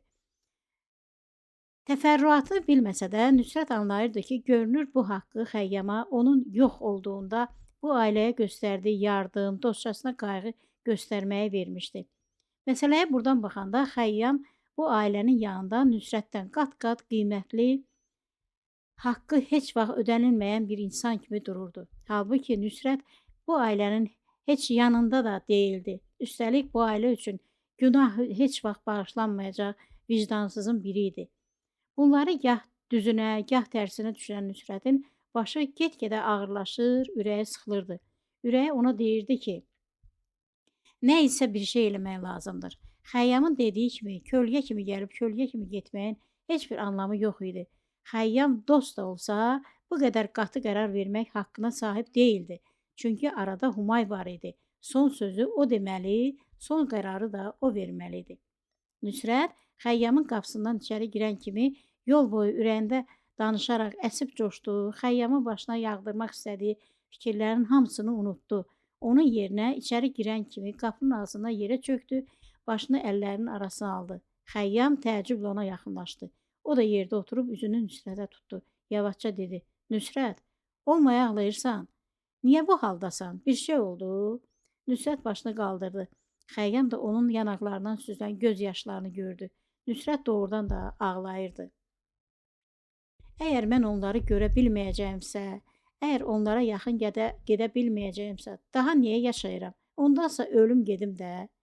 Yox, qardaşım, düz danışmırsan. Əvvəla sən də bilirsən ki, ölüm bizim əlimizdə deyil. İkincisi, sən hələ bir səbr elə. Mən hələ səni Humay bacımla görüşdürəcəyəm. Qəbul edərsən ki, mən nə qədər əssəm də, gürlasam da, sənin barəndə son hökmü o verəcək.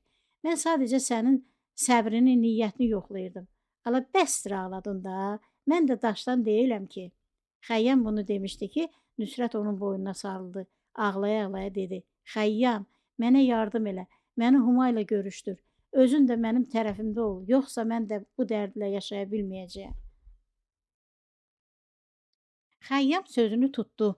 Bir həftədən sonra Nüsrəti Humayla görüşdürdü. Hər ehtimala qarşı özü də biraz aralıda ağacların arxasındakı skamyada oturdu. Nüsrətlə Humayın bundan xəbərləri yox idi. Onlar sahil bulvarında artıq xeyli vaxt idi ki, ayaq üstə üz-üzə dayanmışlar. Bir-birinin gözünün içinə baxır, sanki o gözlərdə nümayiş etdirilən uzun bir filmi sakitcə izləyirdilər. O film onların ikisinin həyatı idi. Başdan sona kimi, bütün olanları ilə, yaxşısı ilə, pisi ilə. Nəhayət film bitdi. Nüsrət ilk olaraq dilə gəldi. Humay. Humay çox ciddi idi. Üzünün ifadəsi izləmiş olduğu filmdən biraz daha qəzəbləndiyini göstərirdi. Doğrudur, adım Humaydır. Azərbaycanda yaşayan neçə-neçə Humaylar kimi. Elə demə. Sən demək istəyirsən ki, mən də sənin üçün heç bir məna ifadə eləmirəm? Doğru bildin. Sənin adının Nüsrət olması mənim üçün heç bir məna ifadə eləmir. Necə ki, dünyada yaşayan digər Nüsrətlər kimi. Humay, bu çox sərt oldu. İzin ver, sənə bəzi şeylər anladım. Buna ehtiyac yoxdur.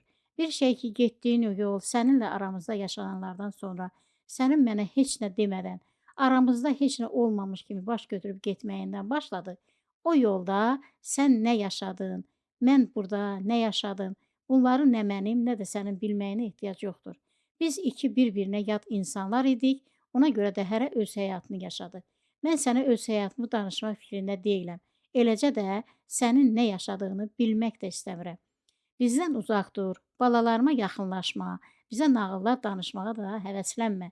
Biz sənin nağıllarına inana biləcəyimiz yaşı çoxdan keçdik. Niyə gəlmisən bilmirəm, bilmək də istəmirəm. Ancaq bizim həyatımıza müdaxilə etməyə çalışma. Bil ki, mən balalarımın həyatını alt-üst eləməyə çalışan hər kəs üçün dişi bir canavara dönərəm, o adamın boğazını dişimlə didərəm. Yolumuza çıxma, bizi narahat eləmə, necə gəlmisənsə elə də get. Humay bunları söylədi, davanı üstə dönüb getdi. Nüsrət onun ardınca getmək istəyirdi ki, Xəyyam qoca çınar kimi onun önündə peyda oldu. Ey, burada dur. Sözünü tutacaqsan, qardaşım. Yadındadır, söz vermişdin. Bugün burada Humay bacım son qərarını verdi. Səninlə barışığa gəlmək istəmədiyini ifadə elədi. Vəssalam. Bu mövzu burada bitdi. Zaten ikimiz də bunun belə olacağını əvvəlcədən bilirdik. Bu məsələ oyun oyuncaq deyil, Nüsrət. Bu məsələ iki insanın, yox, iki nədir? Əslində 4 insanın ömrü gedib. İndi sən nə istəyirsən? Bu qədər zamandan sonra sənə qucaq açsınlar, desinlər ki, xoş gəlmisən ata. Heç elə şey olar. Buna sən özün inana bilirsən. Qəbul eləyirəm, çox ağırdır. Ancaq daha nə eləmək olar? Biz də əgər bir ailəni seviriksə, gərək elə eləyək ki, qaş düzəldən yerdə göz çıxartmayaq da, elə deyil. Bunları düşün, hər şeyi axarına burax. Bundan sonrasında danışdığımız kimi mənim təlimatlarıma uyacaqsan. Gedək. Nüsrət də Xəyyam bağ evinin həyətində üzümlüyün altında oturmuşlar. Xəyyam oradan-buradan söhbət eləyərək bir yandan da manqalda balıq və kartof qızardırdı. Onun yemək bişirmək bacarığını sakitcə izləyən Nüsrət bir yandan da Xəyyamın onların ikisinin də uşaqlığından bəhs edən məzəli əhvalatlarını dinləyirdi. Xəyyam o əhvalatları nə qədər komik təsvir eləməyə çalışırdısa da fikir verib gördü ki, Nüsrət heç gülmür. Eləcə qaşlarını çatıb önündə bir nöqtəyə baxır. Xəyyam süfrəni hazırladı, özü pişirdiyi yeməkləri tərifləyə süfrəyə düzdü. Bəh, bəh, bəh deyə də yedi. Nüsrət də nəzakət xatirinə də olsa yeməklərdən həm yedi, həm də bir-iki kəlmə təriflədi. Ancaq Xəyyam da anlayırdı ki, bu dəqiqə Nüsrətin fikri yeməklərin yanında deyildi. Humayın söylədiyi acı sözlərin yanında idi. Odur ki, Xəyyam bir qəfil soruşdu. Vizan nə vaxt bitir? 3 günüm qalıb. Uzatmaq fikrim var. Nə mənası var ki? Mən də elə düşünürəm. İndi hər şey olduğu kimi qəbul ilə qayıt get. Aradan biraz zaman keçsin. Sən orada, Humay da burada. Hər şeyi yaxşı-yaxşı ölçün biçün. Gələn dəfə gələndə inşallah sən də məsələyə bir də baş vurarsan. Qorxma ha, mən də sənin yanında olacağım. Bəyəm mən başa düşmürəm. Mənim də bir oğlum var da, canım ciyərimdir. Onunla nəfəs alıram. Onunla, bir də nəvələrimlə. Allah saxlasın. Sağ ol. Dediyim odur ki, aradan çox sular axıb. Biraz ehtiyatlı olmaq lazımdır. Bəlkə də bu durumda onları genindən sevmək daha doğru olar. Nə bilirsən? Bəlkə də. Xəyyam Nüsrətin görünüşünü bir də diqqətlə seyr elədi. Çiyninə vura-vura dedi. Darıxma, inşallah hər şey yaxşı olar. 3 gün sonra Nüsrətin vizası bitdi. O da 27 il yaşadığı Hollandiyaya geri döndü. Nüsrət bu ölkədə 27 il yaşamışdı. Ancaq təyyarədən enəndə yaşadığı ilk təəssürat onun ilk dəfə bu ölkəyə gəldiyi gün keçirdiyi qəriblik hissinin eynisi oldu. vətəndə gördüyü ürək ağrısı ilə qəbul eləmək zorunda qaldığı bütün əyər-əksiliklərə, pintiliyə, səliqəsiz tikintilərə, uçuq-sökük gecəqondulara rəğmən səliqə səhmanı, təmizliyi, planlı şəkildə salınması ilə nağıl dünyasına bənzəyən Hollandiya ona o qədər yad gəldi ki, eyni təyyarə ilə geri dönmək istədi. Ancaq birdən xatırladı ki, dönmək istədiyi o yerdə ona aid heç nə yox idi. Nə evi, nə ailəsi, nə də bir canı yananı. Bu düşüncələrlə də o son 5 ilini birlikdə yaşadığı Margaretin yanına, ikisinin yaşadığı o komfortlu lüks evə qayıdırdı. Margaret, Nüsrətin birlikdə yaşadığı ilk qadın deyildi. Ona qədər Nüsrət fərqli milliyyətlərə aid olan daha 3 qadınla 3-5 il yaşamışdı. Ancaq bu birgəliklər ailədən çox yol yoldaşına, iş yoldaşına bənzər birgəliklər olmuşdu. Ona görə də uzun sürməmişdi. 3 il, 5 il sürüb bitmişdi. Bəxtindən birgə yaşadığı qadınların heç biri övlad sahibi olmağa can atmamışdı deyə Nüsrət də heç içindən də gəlməyən ata olmaq hissinə maraq göstərməmişdi. Universitetdə dərs deyən Margaretlə daha uzun birgə yaşamağının səbəbi Margaretin çox üzüyolla olması, vaxtını kitabların arasında keçirtməsi, Nüsrətin işlərinə qarışmaması olmuşdu. Bakıdan dönəndən sonra hətta bu qədər mədəni, mülayim bir insan olan Margaret də Nüsrətə yad gəlir, gözünə onun heç vaxt tanımadığı, dilini də bilmədiyi bir insan kimi görünürdü.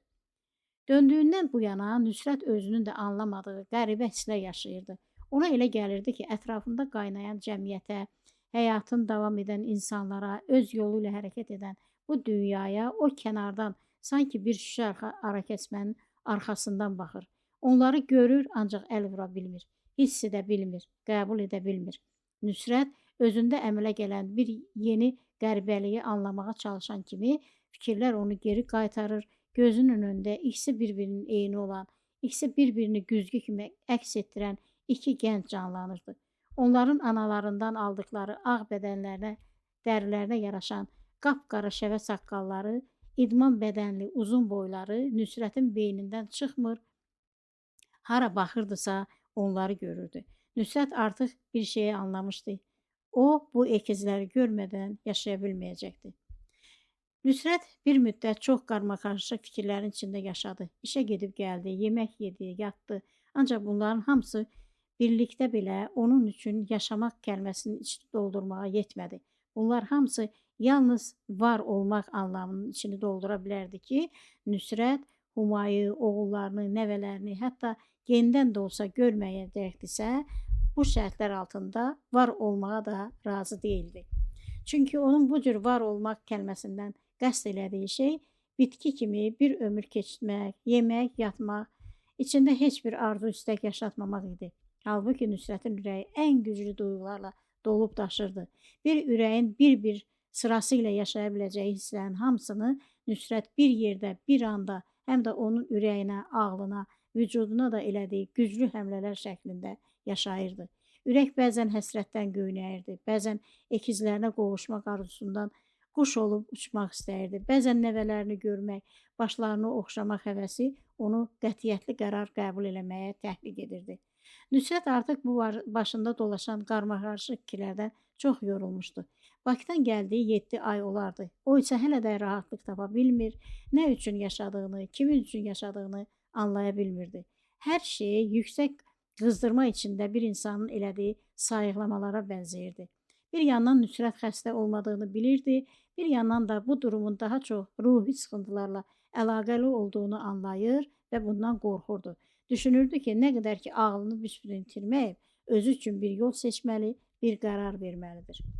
Hollandiyada keçirdiyi 7 aydan sonra Nüsrət bir gün yenidən Bakıya geri dönməyə qərar verdi.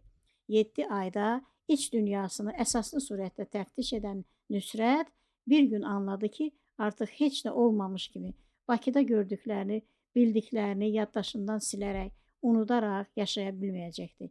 Belə bir şey artıq heç vaxt mümkün olmayacaqdı. Aradan daha 4-5 aylıq bir müddət keçmişdi ki, Nüsrət son günlərin birində artıq qəti qərarını vermiş, yol tədarükünü də başlamışdı. Nüsrət gedəcəkdi. Bir yandan ona bu qədər uzaq olan, halbuki əslində ona bu qədər doğma olan bir ailə ilə eyni şəhərdə yaşamaq, eyni havanı udub, eyni küçələri gəzmək, bəlkə bir gün onu bağışlayarlar fikri ilə eyni evin başına dolanmaq, eyni ailəni kənardan da olsa izləmək bu gün ona dünyanın ən sağlam, ən məntiqli fikri kimi görünürdü. Hətta onun bütün ömrü belə keçəcəkdisə də Nüsrət buna razı idi. O bu cür yaşamağı seçəcək, bu yolu gedəcəkdi. Bu yol daha mənalı idi. Bu yol daha doğru idi. Ona görə də bu yol daha bərəkətli olmalı idi.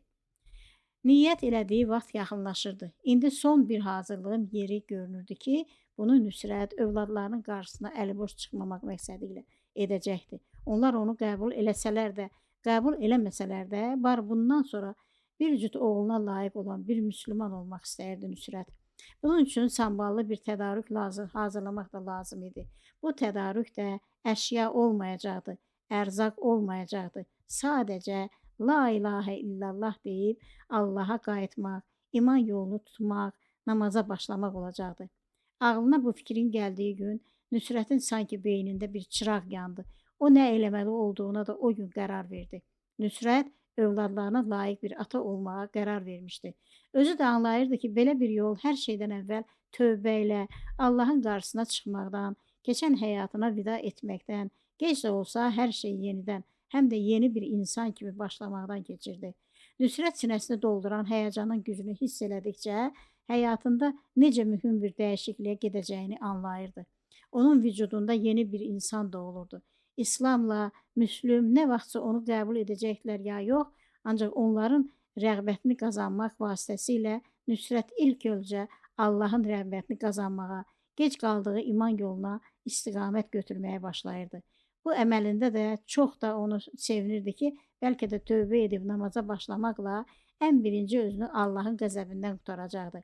Nüsrəti sevindən daha bir şey, cəhənnəm atəşindən canını qurtarmaq yolunda atdığı bu mübarək addımını həm də bir an belə unuda bilmədiyi, gözünün önündən getməyən o yaraşıqlı əkizlərinə borclu olması idi. Nüsrət bu dəfə arxasına baxmadan getmədi. O Margareti qərarından xəbərdar elədi. Bakıda qarşısına çıxan sürprizdən danışdı. Oğlanlarının yanında deyilsə də onların yaşadığı doğma şəhərə dönmək istədiyini Margaretə anlattı. Nüsrətdən 5 yaş böyük olan Margaret çox ağıllı, mərhəmətli qadın idi. Odur ki, bir axşam Nüsrət başına gələnləri, əslində bütün həyatını ona danışanda Margaret onun getmək qərarını doğru bildi, ona xeyir-dua da verdi. Onu ədəblə yola saldı. Yola salarkən də nə zaman buralara yolun düşsə, mənə qonaq gələ bilərsən deməyi də unutmadı. Nüsrət Bakıya çatdı. Otelə yerləşdi. İlk olaraq Xəyyama zəng vurdu. Xəyyam onun bu zəngini təəccüblə qarşıladı. Gəldin? Nə tez? Tez niyə? Bir il oldu ey. Gəl də, gəl oturaq danışaq. Nüsrət bu çağırışa bir nəfəsə getdi. Özünü Xəyyama çatdırdı. Görüşdülər, hal-əhval tutdular. Nüsrətin ilk sözü bu oldu. Yığış, gedək ev bazarına. Sənsiz bu işdən məni baş çıxarda bilmərəm. Ev bazarında nə işimiz var? Mənə ev alacaq. De sən öl, özüm ölüm. Onda sən bir dibli gəlmisən? Hə, vallah. Xəyyam qulaqlarına inanmayacaq dərəcədə heyrətlər içində Nüsrəti bir xeyli süzdü, sonra dedi. Bugündən olursan Bakılı, bəs Hollandiya, bəs Avropa. Onları unut. Bugündən oldum Bakılı. Xəyyam əllərini bir-birinə vurub dedi. Sağ ol ey, daha sənə sözüm yoxdur. Olmasın da. Gedək. Nüsrət üçün ev almaq 1-2 həftə çəkdi. Əvəzində Bakının Vayenni Qaradok deyilən evlərinin də çox baha olduğu yaşayış sahəsində 4 otaqlı Stalinka tipli köhnə tikililərə aid olan bir evi ala bildilər. Ev 5 mərtəbəli binanın 3-cü mərtəbəsində idi. İlk dəfə 3-cü mərtəbəyə pilləkənlə çıxanda Nüsrət xatırladı ki, Hollandiyada hətta 2-ci mərtəbədə lift var idi. O dərhal bu xatirəni başından qovdu. Ailəmi görmək uğruna bu zəhmət nədir ki, deyə düşündü. Nüsrət bir zamanlar vətəndən cibi boş getmişdisə də, geri gəlişi elə olmadı. O Bakıya yaxşı pulla gəlmişdi. O Hollandiyada özünün fərdi mebel sexində çalışaraq bu illər ərzində yaxşı pul qazanmışdı. Bakıya dönərkən yığdığı o pulu da özü ilə gətirmişdi. Ona görə də yerli cəmaət üçün çox baha görünən o evi Nüsrət rahatlıqla ala bilmişdi. Nüsrət evi əşyalarla dolduranda Xəyyam da bir yandan ona kömək edir, bir yandan da ona rişxən eləməkdən qalmırdı. Sən bura oğul deyib gəlmisən, ancaq evi elə bəzəyirsən ki, elə bir-iki günə bu evə gəlin gətirəcəksən. Elə bir fikrin yoxdur ki, varsa de biz də bilək. Yoxsa bu qədər bahalı əşyalara nəyə ehtiyac var idi? Nüsrət əlindəki işə ara verib dedi: "Ay yazıq, insan gərək belə yaşayır. Pul yoxdursa ona sözüm yox. Ancaq imkanın çatırsa, adam kimi ev qur, adam kimi də yaşa. Avropa insanı belə yaşayır. Hətta dövlət hər vətəndaşdan bunu tələb edir. Ona görə də onların standartlarına çatan yoxdur da." Nüsrət Xəyyamın köməkliyi ilə evini ürəyincə qurub bitirdi. İndi sıra gəlirdi iş məsələsinə. Bu məsələdə də Xəyyamın köməyi çox oldu. Yaşadığı şəhərin qanunları, iş qurmanın yollarını Xəyyamın bilməsi, bu işdə özünü irəli verməsi, iş yeri məsələsinin də dəfələrcə aşağı rüşvət xərci bahasına başa gəlməsi ilə bitdi. Nüsrət Xəyyamın köməkliyi ilə İnşaatçılar metrosunun Dağlı məhəlləsinə söykənən tərəfindən yolun kənarında geniş bir anqarı kirayəyə götürdü. O bu yeri almaq istəyirdi, ancaq sahibi satmaq istəmədi. Xəyyam da Nüsrətə başa saldı ki, hələlik bu yeri kirələsin, sonra zamanla satmağa da yola gətirər. Xəyyamın dediyinə görə insanların ehtiyacı, maddi durumu hər gün dəyişə bilirdi. O zamanda adam var ki, gəliri yaxşı olurdu, daha nəsə alırdı. Adam da vardı ki, dara düşürdü, əlindəkini də təcili satırdı. Bu söz Nüsrətin ağlına batdı. O da həmin o mebel emalatxanası üçün nəzərdə tutulmuş geniş anqarı ayrı kirayəyə hesabına götürdü. Aradan 5 ay keçmişdi. Nüsrət Hollandiyadan buraxıb Bakıya köçdüyünə peşman değildi. Sadəcə oradakı yaşayışın daha gözəl olduğunu, qanunların saat kimi işlədiyini, hər kəsin də qanunlara uyduğunu xatırlayır, bəzən oranın xiffətini çəkirdi. Nüsrətdən soruşan olsaydı, o əsla vətəndən getmək istəmədiyini deyəcək, sadəcə Azərbaycan xalqının da onlarlar kimi yaşamasını istədiyini söyləyəcəkdi. Çünki Avropanı görüb gələn hər kəs ilk vaxtlarda özünü eyni ilə Avropadakı kimi aparmağa çalışır, hər vətəndaşın boynunun borcu olan elementar şeylərdə özünü Avropalı kimi aparırdı. Ancaq sonra o insanın bu nəzakəti üzündən başına elə işlər gəlirdi ki, o insan da yaddaşında daşıdığı, şəhərində həyata tətbiq eləməyi düşündüyü hər şeyə tüpürüb, yenə də Azərbaycanda, ancaq Azərbaycanda mümkün olduğu kimi yaşamağa başlayırdı. Məhz belə olurdu ki, Azərbaycanda da heç vaxt heç nə dəyişmirdi. Bakının da nə vaxtsa Avropa şəhərlərindən biri kimi yaşaması arzusu da elə arzu olaraq o arzu ilə yaşayanların ürəyində qubar olub qalırdı. Nüsrətin də bu mövzuda qurduğu o saf xəyallar artıq çoxdan geridə qalmışdı. O da iki mühit arasındakı fərqi görürdü. Heç nəyi dəyişə bilməyəcəyini də anlayırdı. Ona görə də həyatına ancaq özü üçün düzüb qoşa bildiyi komfortun içində davam edirdi. Yəni o hamının güzaranını düzəldə bilməyəcəksə də, haqlı olaraq barı öz düzənini ürəyincə qurub yaşayırdı. Nüsrət özünə heç nədə korluq vermək istəmirdi. Odur ki, artıq seçdiyi modeldən bir maşın da almışdı. Həm də bu maşını burada qurduğu mebel emalatxanasından gələn bərəkətli siftə qazanc hesabına almışdı. Nüsrət ümumilikdə həyatından razı idi. Doğrudur, onun ürəyində daşıdığı arzunun, muradın Çin olması hələ də mümkünsüz görünürdü. Ancaq onun həyatında yaşamaq həvəsini artıran, yaşamaq üçün ona mühüm bir səbəb verən başqa bir şey var idi ki, bunun əvəzinə Nüsrət nəinki malından, mülkündən lazım gəlsə canından da keçərdi. Bu da Nüsrətin bir cüt oğlu ilə eyni məscidin cəmaatı olması, onlarla eyni məscidə hər gün fəcr və ya inşa namazlarında qatılaraq eyni safda durması idi. Nüsrət Bakıya döndüyü ilk günlərdə Xəyyamın sayəsində oğlanların hansı məsciddə namaz qıldıqlarını öyrəndi. Ertəsi gün həmin məsciddə namaza getdi. Beləcə bu məscidin cəmaatına qatışaraq ekizlərin hər gün fəcr və ya inşa namazlarını mütləq şəkildə məsciddə qurduqlarını özü gördü. Bunu öyrəndiyi gün Nüsrətin uçmağa qanadı olmadı. O bundan sonra ekizlərini hər gün, həm də gündə 2 dəfə görəcəkdi. Nüsrət bunu xəyal belə edə bilməzdi. Demək ki, Allah onun təslimiyyatını qəbul eləmişdi, yolunu açmışdı, ona hər cür yardım eləməyə də başlamışdı. Bir gün Nüsrət namazdan sonra dua edərkən birdən ağlından Hollandiyada keçirdiyi 20 illə Bakıda keçirdiyi 5 ay mübahisə eləmək keçdi. 27 il boş, mənasız keçən, bir-birinin eyni olan illərə nə qədər yandısa da, burada 5 ayın içində həyatına bu qədər məna qatan, həyatını dolduran, ona Allahın nemətləri də sırasıyla dadmağa gündə bir fürsət verən o yaradanın qüdrətinə heyrət elədi. Ona inanmağı ilə həyatının bir göz qırpımında dəyişməsi, məna ilə dolması, namaz niyaza başlaması Allahın ona bəxş elədiyi nemətlərdən sadəcə bir neçəsi idi. Ancaq Nüsrət hələ ancaq bu nemətlərin əvəzini necə ödəyə biləcəyini bilmirdi. Ona görə də günün çoxunu məsciddə, namazlarda keçirdirdi. Üstəlik Nüsrət bu məsciddə təkcə Allaha olan borcunu qaytarmırdı. Nüsrət bu məsciddən oğlunlarının iyini də alırdı. Nüsrətin məscid cəmaatına ilk qatıldığı günlərdə insanlar onu dövrəyə alır, soru-suala tutur, hardan gəldiyini, niyə gəldiyini soruşurdular. Belə söhbətlərin birində Nüsrət ön cərgədə oturan köşək gözlü oğlanlarını da gördü. Onlar da Nüsrətə maraqla baxır, onun özü barədə dediklərini maraqla dinləyirdilər. Aradan bir neçə gün keçmişdi ki, Nüsrət asr namazından çıxarkən məscidin həyətində biraz kənara çəkilərək dayanmış Humayı gördü. Çox yəqin ki, Humay burada onu gözləyirdi. Nüsrət Humaya yaxın getdi, salam verdi. Humay cavab verməyincə özü soruşdu. Burada kimi gözləyirsən? Uşaqlar ki, bu saatda burada olmurlar. Bilirəm, mən səni gözləyirdim. Sən nə eləməyə çalışırsan? Nə eləməyə çalışıram ki? Sən bilə-bilə bu məscidə gəlirsən ki, yavaş-yavaş uşaqlara yaxınlaşasan. Onu düz dedin ki, mən bilə-bilə bu məscidə gəlirəm. Ancaq mənim öz övladlarıma bundan artıq yaxınlaşmaq fikrim yoxdur. Yəni istəsəydim, o edərdim. Ancaq mən sənə də, Xəyyama da söz vermişəm. Onlara yaxın getməyəcəyim. Bəlkə yollarımız necəsə kəsişə bilər, söhbət də edə bilərək. Ancaq onlar mənim, onların ataları olduğumu heç vaxt bilməyəcəklər. Çünki əvvəla sən belə istəyirsən, ikincisi mən onlara qıymaram, həyatlarını alt-üst eləmərəm.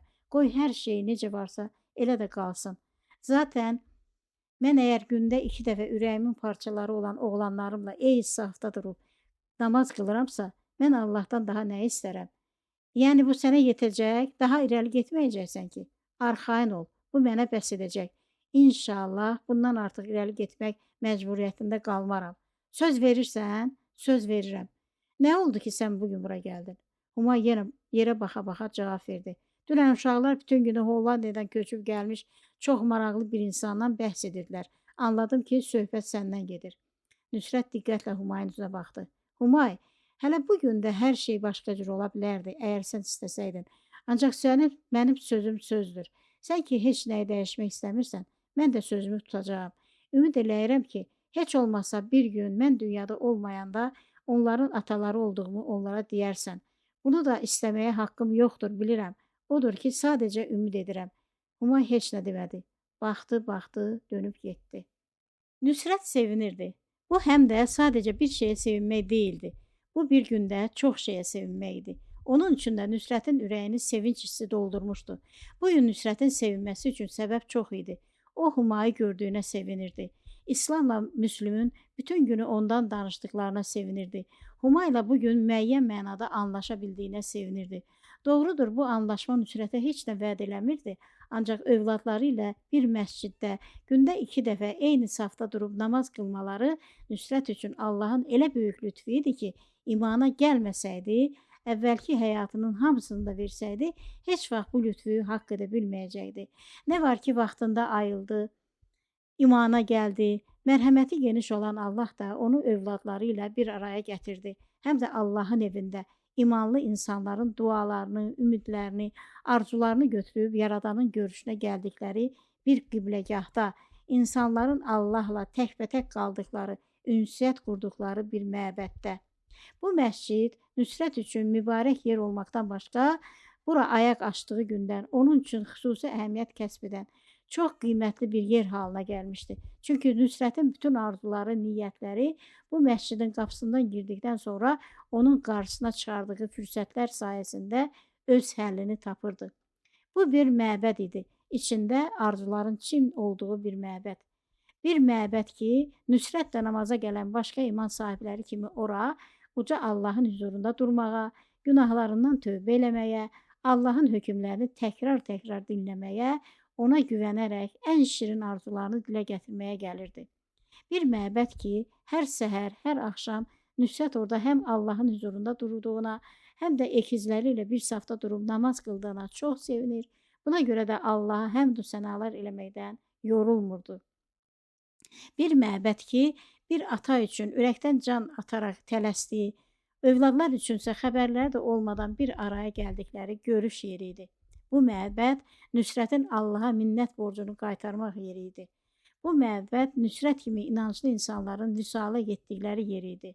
Nüsrət artıq bir şeyə də inanmışdı ki, buraya gələnlərdən heç kim bu qapıdan əlboş qayıtmırdı. Çünki bu məbəd Allahın evi idi. Subhanallah. Allahu aləm son. İnşallah növbəti 25-ci kitabda görüşmək ümidi ilə Allaha əmanət olun.